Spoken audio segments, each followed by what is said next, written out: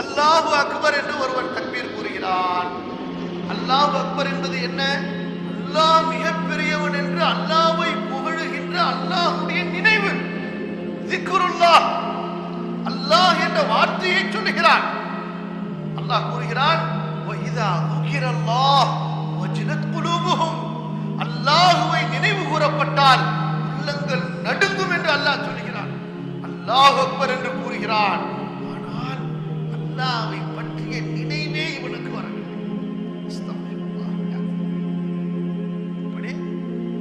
இதை விட ஒரு பெரிய வார்த்தை இருக்கிறதா? அல்லாஹ் அக்பர் என்பதை விட ஒரு பெரிய வார்த்தை இருக்கிறதா? அல்லாஹ் அக்பர். அல்லாஹ் மிக மிக பெரியவன், எல்லாவற்றையும் விட பெரியவன். புகழிலே, புகழ்ச்சியிலே, உயர்விலே, கண்ணியத்திலே, மரியாதையிலே, கம்பீரத்திலே, அடக்கி ஆளுகின்ற ஆட்சியிலே அவனுக்கு மேல் யாரும் கிடையாது. எல்லா ஆட்சியாளர்களும் அதிகாரிகளும் வானவர்களும் ஜின்களும் மனிதர்களும் பறவைகளும் மிருகங்களும் அவனுக்கு கீழ்தான். அவன் நாடியபடி அவற்றை இயக்குகிறான். அவன் செய்தால் யாரும் அவனிடத்திலே ஏன் என்று கேட்க முடியாது. அவன் யாரை வேண்டுமானாலும் ஏன் என்று கேட்பான்.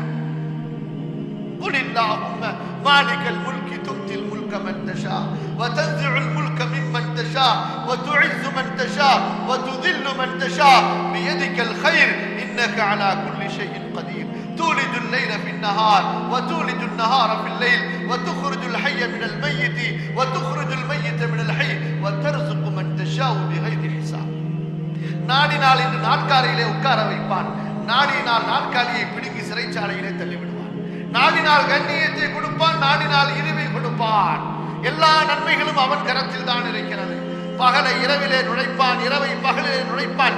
செத்ததிலிருந்து உயிர் உள்ளதை கொண்டு வருவான், உயிர் உள்ளதிலிருந்து செத்ததை கொண்டு வருவான். அனைத்தின் மீது முழுமையான ஆற்றல் பெற்றவன். ரப்புடைய ஆற்றல் 7 வானங்களை அவை இல்லவே இல்லை அப்போது படைத்தான். குன் ஃபயகூன். இன்னமா அம்ருஹு இதா அராத ஷைஅன் அன் யகூல லஹு குன் ஃபயகூன். فسبحان الذي بيده ملكوت كل شيء واليه ترجعون. வானத்தின் மேல் அவனுடைய ஆட்சி, வானத்துக்கு கீழே அவனுடைய ஆட்சி, மேகத்தின் மேலே அவனுடைய ஆட்சி, மலக்குகளின் மீது அவனுடைய ஆட்சி, கடலுக்கு மேலே கடலுக்கு கீழே மனிதர்களின் மீது, மிருகங்களின் மீது, பறவைகளின் மீது, இந்த உலகத்தில் உள்ள அணு அணு எல்லா பொருள்களின் மீதும் அவனுடைய ஆட்சியே, அவனுடைய அதிகாரம். வேற யாரும் அவர்கள் விரும்பியபடி செயல்பட முடியாது. அல்லாஹ் ஒருவனை தவிர. ஃபஅலுல் லிமா யுரித். நாடியதை செய்து முடிப்பவன். யஃஅலு மா யஷா.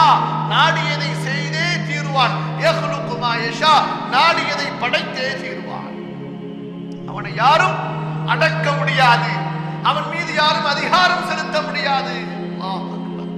அப்படிப்பட்ட ரப்பை அல்லாஹ் அக்பர் என்று கூறினார்.